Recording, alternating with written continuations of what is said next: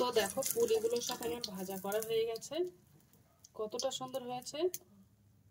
Hello বন্ধুরা, তো আমি আজকে আবার অন্যদিনের মতো নতুন একটা রেসিপি নিয়ে এসেছি। আজকের রেসিপি হচ্ছে চিকেন পুলি। তো চলো আমি রেসিপিটা কিভাবে বানাই তোমরা শেষ পর্যন্ত ভিডিওটা স্কিপ না করে দেখতে থাকো। তো চলো রেসিপিটা শুরু করি। প্রথমে আমি পুলির জন্য চিকেনের পুরটা বানিয়ে নেব। তো প্রথমে আমি একটা উনানে ফ্রাইং প্যান দিয়ে দিলাম, গ্যাসটা অন করে দিলাম। এবার আমি 3 থেকে 4 চামচ মতো সাদা তেল দিয়ে দেব।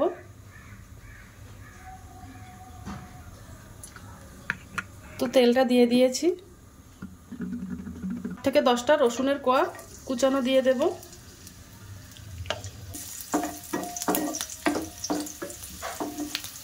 এবার আমি ওর মধ্যে 1 চামচ আদা বাটা দিয়ে দেব,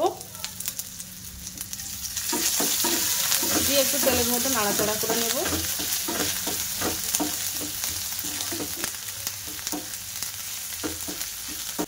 আদা রসুনের কাঁচা গন্ধ ভাবটা চলে গেছে। এবার আমি ওর মধ্যে একটা বড় সাইজের পেঁয়াজ আর কাঁচা লঙ্কা কুচিয়ে রেখেছিলাম, ওটা দিয়ে দেব।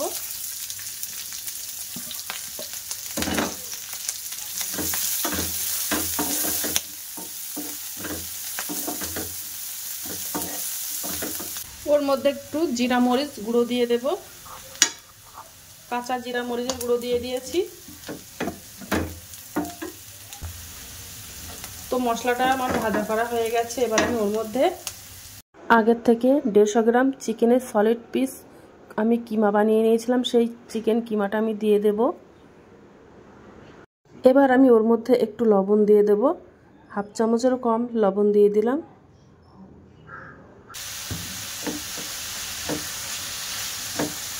এর মধ্যে আমি কোনো রকম জল দেব না, এই চিকেনের জল দিয়ে এই রান্নাটা করে নেব। এবার আমি ওর মধ্যে 1 চামচ মতো কাশ্মীরি লাল লঙ্কার গুঁড়ো দিয়ে দেবো, কেননা ঝালের জন্য আমি কাঁচা লঙ্কার ব্যবহার করেছিলাম। এই লাল লঙ্কার গুঁড়োটা বেশ ভালো করে চিকেনের সঙ্গে মিশিয়ে নেব।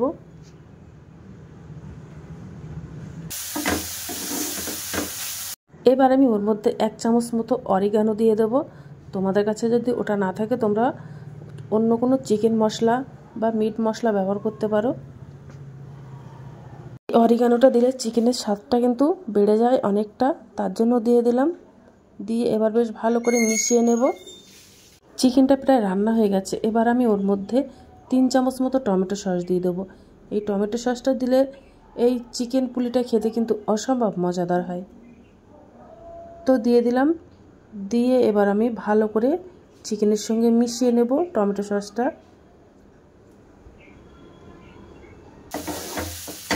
তো আমার চিকেন পুরটা বানানো হয়ে গেছে। এবার আমি গ্যাসটা অফ করে দেব। চিকেন পুরটা বানানো হয়ে গেছে। এবার আমি পুলির জন্য একটা ডো বানিয়ে নেব। তো উনানে আমি একটা ফ্রাইং প্যান দিয়ে দিলাম। এবার আমি ওর মধ্যে 1 বাটি জল দিয়ে দেব। এবার আমি ভালো করে জলটা ফুটিয়ে নেব। এবার একটু লবণ দিয়ে দেব। ওর মধ্যে আমি 2 চামচ সাদা তেল দিয়ে দেব।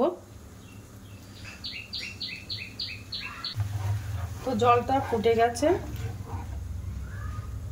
এবার আমি ওর মধ্যে ময়দা দিয়ে দেবো, তোমরা চাইলে চালের গুঁড়ো দিয়েও বানাতে পারো।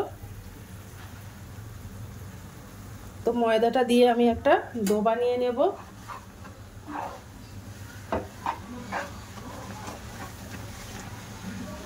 ভালো করে ময়দাটা আমি রান্না করে নেব, ডো বানিয়ে নেব। তোমরা চাইলে চালের গুঁড়ো দিয়েও বানাতে পারো।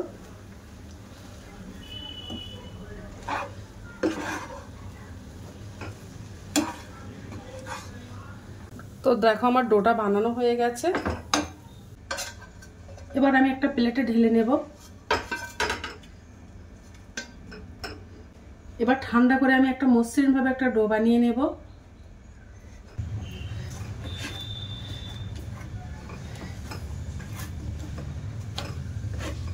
একটু গরম থাকতে থাকতে ডোটা বানিয়ে নেব। দেখো মসৃণ ভাবে আমি একটা ডো বানিয়ে নিয়ে এবার আমি পুলিগুলো সব বানিয়ে নেব। তো এর থেকে আমি ছোট্ট করে একটা লেচি কেটে নেব।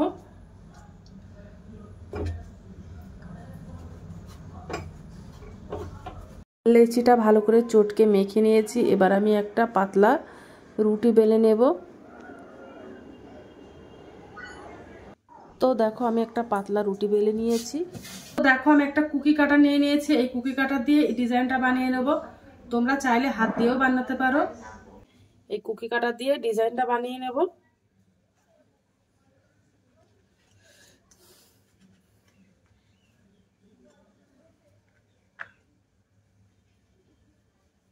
দেখো কুকি কাটারের ডিজাইনটা বানিয়ে নিয়েছি। কত সুন্দর ডিজাইন হয়েছে। এবার আমি চিকেনের পুরটা বানিয়েছিলাম, ওই পুরটা মাছ পজিশনে দিয়ে দেব।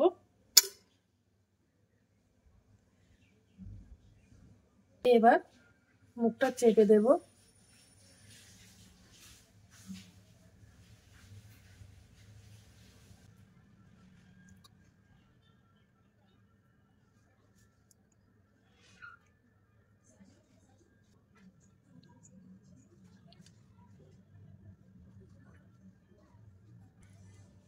দেখো মুখটা চেপে দিয়েছি, আর কতটা সুন্দর লাগছে এই পুলি। দেখো এই পুলিটা কতটা সুন্দর হয়েছে। বাদ বাকি পুলিগুলো সব আমি এভাবে বানিয়ে নেব। তো দেখো আমার পুলিগুলো সব বানানো হয়ে গেছে, কত সুন্দর লাগছে দেখতে এই পুলিগুলো। এবার আমি সব ভাজা করে নেব। তো দেখো আমি উনানে একটা কড়াই দিয়ে দিয়েছি, তেলটা গরম হয়ে গেছে। এবার আমি একটা করে পুলি দিয়ে দেব, দিয়ে ভাজা করে নেব।